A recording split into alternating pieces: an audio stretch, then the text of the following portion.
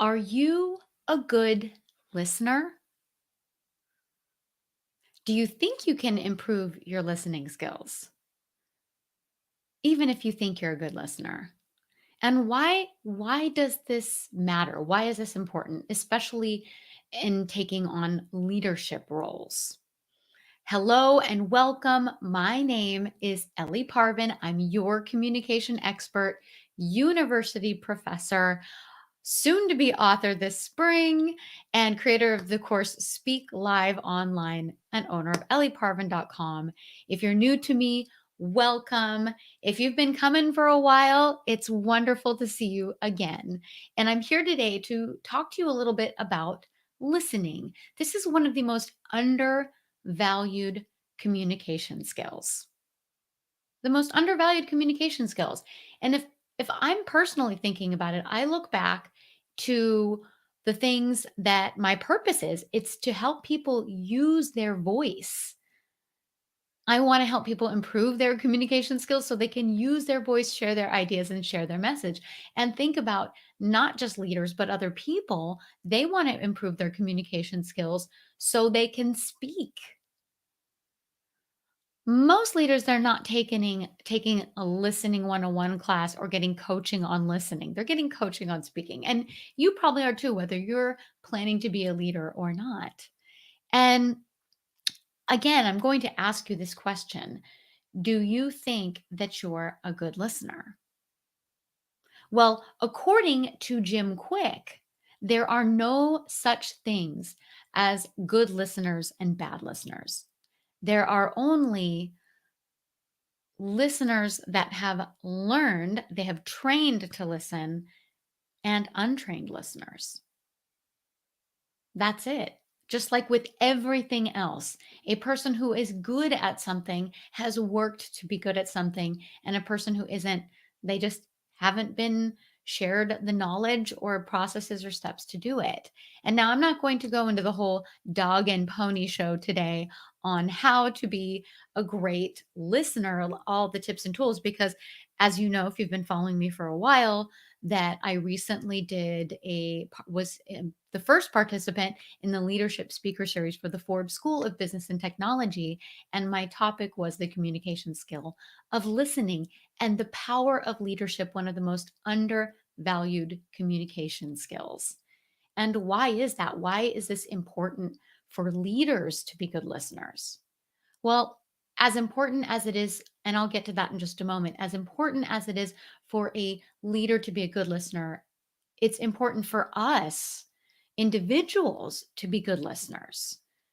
Whether you're running your own business or you're a friend, a significant other, your coworker, anything like this, especially in this virtual world that people have been migrated more towards since the recent year. I won't give it a label, but listening is very powerful. And I'm sure you all know the reason why.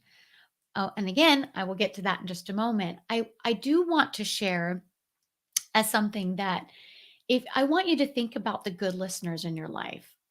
Who are those good listeners in your life? You can pinpoint it right now. For me personally, my best listeners, they're friends and my entrepreneur friends, coaches, people I've paid. My best listeners, I've noticed that they're introverts. They're introverts. I have no idea why. Where are my introverts at? If you're an introvert, just pop it into the comment there. I love me my introverts. They they unlike myself personally, which is why I started engaging into improving my own listening skills that I've noticed I've lost over the years. And I won't lie, I'm an interrupter. It's terrible. And I feel like I'm bonding with the person and I want to hug the person and help the person. And what do? I interrupt them. And that's terrible. I'm working on it. But awareness is key. That awareness that you have an area to improve is key and you can work on it. But some of my best listeners, I'm thinking of one particular person at the moment. I have several wonderful introverted on entrepreneur friends and friends that are listeners. For some reason, I'm attracted to introverts. Perhaps it is because they're great listeners. I have two particular friends. They're so good at listening, especially when I've been through my most difficult of times. They were that ear to listen. They let me share, they let me talk. And oftentimes, when a person is speaking, they're not looking for you to solve their problem. They just want to be heard. And being heard is such a powerful thing. One thing about listening that's so powerful, what it does is it strengthens connections and builds relationships. This is in friendships, in love relationships, and in business, amongst colleagues, amongst your leaders. And now I want to share with you something that I shared a that in my talk. I'm going to share a screen here, so hold 1 second. I'm going to share that screen with you of one of the leaders that I shared. And since it's sort of International Women's Year, sorry guys, I'm going to share this right now. Now, Anne McCulhay, she is a leader who listens. And she, in fact, shares that good leaders listen. It's true. And if some of you don't know her background, yes, she was at Xerox Corporation. She, in fact, was not just somebody that became CEO. She was in HR. She had been at the company for a while. It was failing. It was about to go bankrupt. And she was she was anointed to CEO. She was given that. She was incredibly surprised. Very humble leader. Was not expect. She couldn't figure out for the life of her, why am I? I'm just in HR. Why am I elected to be CEO? And one of the things she's been quoted to say is that oftentimes she finds that her title shouldn't be CEO, it should be CCO, Chief Communication Officer, because that's what she did. She spent most of her time in the early days of her anointment to go to vendors, customers, employees in all the different areas of the company and find out their ideas, opinions, areas that they felt could be improved, areas where things were going wrong. And it was that not only she uncovered a lot of the problems that later helped elevate the company, but she engaged the employees, she empowered them and allowed them to have a voice, feel part of the company.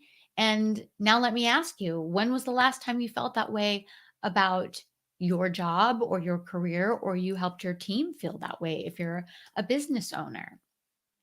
And one of those one of those things here is, I'm going to come back to the screen, is Simon Sinek said, and I'm going to quote him verbatim because I don't want to mess it up. Really, if you think about good leaders, and who doesn't love Simon Sinek, the role of a good leader is not to come up with all the great ideas. The role of a leader is to create an environment in which great ideas can happen. The role of a leader is to create an environment for which great ideas can happen. So, as a leader, what does that take? Building a connection, building a space and environment, even relationships, building a space and environment where an individual can come in and know they can be heard, that their voice matters, and they feel part, they feel included. And when you have this, people look forward to coming to the group, coming to the friendship, coming to the workspace. And as a leader, this can be so powerful. Some of the most incredible transformational leaders today are those who they're leaders who listen. And what exactly is a listening leader? So I actually couldn't find anything on listening leadership, but what I did find is this definition from a website. I'll have to get the details to you later. It's called Sideways 6. And every year they publish the top 50 listening leaders.